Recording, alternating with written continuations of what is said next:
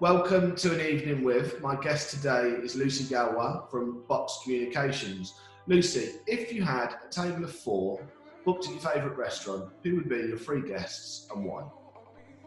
No, I've just said to you, Fraser, this is so difficult for me because anyone that knows me knows I'm a massive people person and I'm hugely sociable. That's what I like doing. So trying to just narrow it down to four of us is actually a nightmare for me. This is a genuine challenge. So I'm going to take this as a first sitting. First up, we're not going to a restaurant. We're going to come to my house, we're going to sit in the kitchen and I'm going to cook for everybody because I love to cook. So we have some nice wine, probably French, obviously. And so first up on my fantasy guest list, and you did say it can be anybody, so I'm bending the rules. I'm always a rebel. I'm going to do this. Is a famous photographer called Norman Parkinson, who was my absolute hero growing up. And I discovered him when I was probably about 9 years old. I'm dyslexic and I found reading really challenging, but I was really determined that I was going to beat my brother competitive with in reading. So I got hold of a book by Norman Parkinson filled with his photographs, and I proceeded to make my mum take this book out for around 10 years, I think, from the library, every single week. And it became a way that I kind of learnt about the world, I suppose, really, and through referencing. And it helped me read, it helped me understand my love of all things creative and connect with that, which I've maintained through the rest of my life. And my happy place is very much being around creative people and in creative spaces like art galleries. One of the reasons why one of my first things I did when I came to work at Boxx Communications was ensure that we became the partner for telecommunications and connectivity with Milton Keynes Gallery. And most recently, I've just done some artwork with them too, so it's just a pleasure to me. Well, and I'll show you the book actually. If you like. This is the actual book. This book here, very tatty, and this one here, which my mum brilliantly managed to source for my birthday recently, which was a lovely thing she did. They're not still outstanding from the library, are they? God, I think she probably paid about £20 in fines on those because I would never give them back. Number two. Number two is, and it shouldn't be number two, it should be number one, is my daughter. I'd love to bring both my children, but my daughter particularly, because she's just the most awesome person that I know. She's 11 now, and her main interests in life are science, technology, and feminism.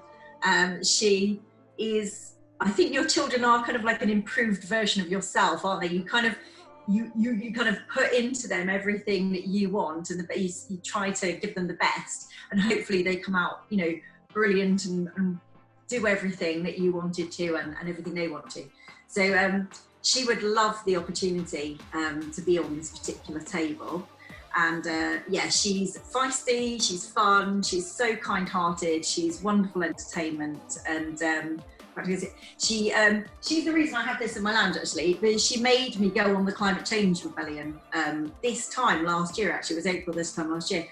She always reminds me to stick to my principles, and from that I rediscovered my vegetarianism, reignited a lot of my feminism, and became very interested in politics once again. And so her ambition is to become a Prime Minister, so let's see if she does it. So she's number two.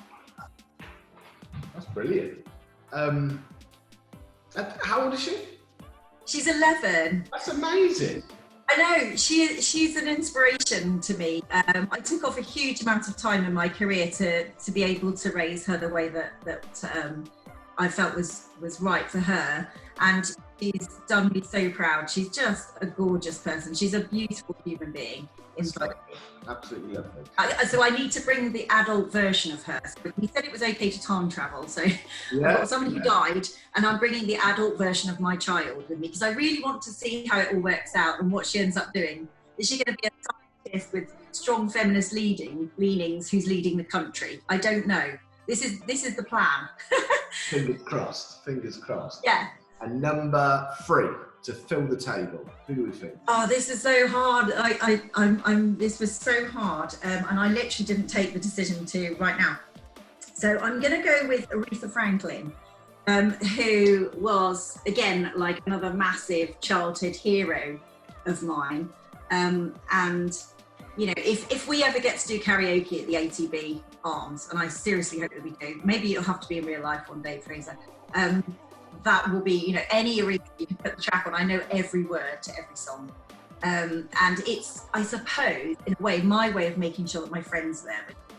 So I adore Aretha. I love her listeners. I love that she sang from the heart and soul. It was passion, it was authenticity, it was raw emotion, and it was proud woman and feminism right there. No explanation, no apology. It was just, this is it. And you can hear the whole of humanity, I think, when she sings. But also, it's kind of a love letter to my friends, because these were the songs that we grew up with, and we used to sing into our hairbrushes, and all my major occasions now, I'm still best friends with the same best friends from school. There's always an Aretha track about midnight and everyone's singing along to it. So that's my way of having my friends with me, which is really important, because loyalty is very important to me. So you've got a bigger table with memories, with just 3 people being there as well, but because of that. I think so, I hope so. Yeah, that's really good. That's a really good table, because of the inspiration is probably your fuel for you, what you do and why you do what you do. And yeah, it's a real nice, light-hearted table. I really like that. Really like that a lot. Yeah, and a lot of creativity. We can make one of those happen, I think. We can probably arrange dinner with your daughter. I'm not sure about Norman. No. But yeah, we can try. You're forgetting something. We can make another one happen, Fraser, because you're the quiz master, aren't you? Yep, I am. So surely we could have, you know, a music round, but we can have a karaoke round. Absolutely. There is talk of the ATB Arms becoming real once this is all over, once a week. So we've got to work on that and see what happens. Well, Lucy, thank you very much. That sounds like a great Thank you. And hopefully we can get you out of isolation into a restaurant or to home to cook for your friends and family soon.